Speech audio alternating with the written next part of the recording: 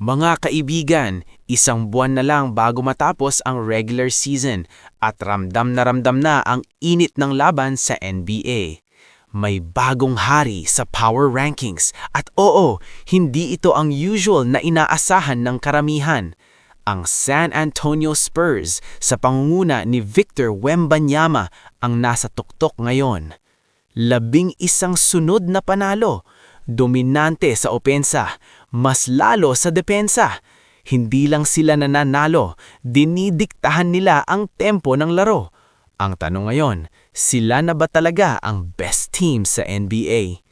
Hindi basta hype ang usapan dito. Ang Spurs ay nagpakita ng maturity na bihira sa isang batang core. Si Wemby, hindi lang scorer, game changer siya sa magkabilang dulo ng court. Shot blocking, spacing, playmaking, kompleto.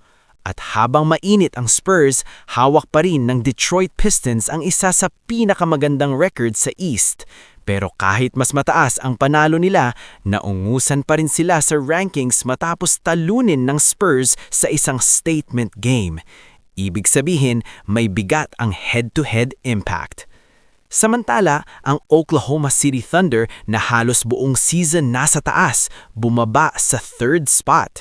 Pero fair lang din, ilang linggo na rin wala si Shai Gilgeous-Alexander at si Jalen Williams.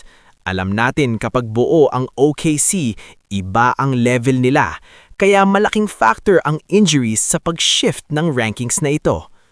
Umakyat din sa top 5 ang Cleveland Cavaliers at Boston Celtics matapos ng solid winning streaks. Tahimik pero lethal.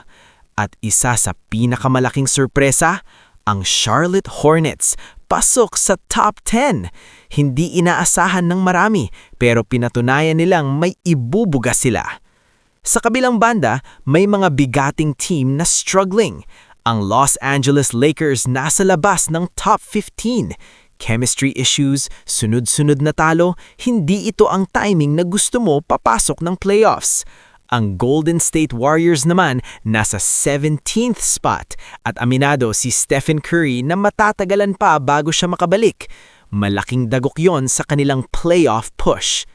Ngayon, pag-usapan natin ang isa sa pinaka-inspiring na storyline ng season, si Ryan Nembhard. Undrafted, dumaan sa Summer League, 2-way contract lang ang simula, pero hindi siya tumigil. Sa bawat minutong ibinibigay sa kanya, NBA man o G League, sinulit niya. Hanggang sa unti-unti, nakuha niya ang tiwala ng coaching staff ng Dallas Mavericks. At dahil sa injury ni Kyrie, nagbukas ang oportunidad.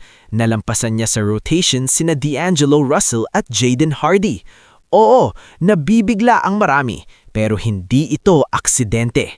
Consistent playmaking, high IQ at composure beyond his years. Hanggang sa tuluyan siyang pumirma ng 2-year standard NBA contract.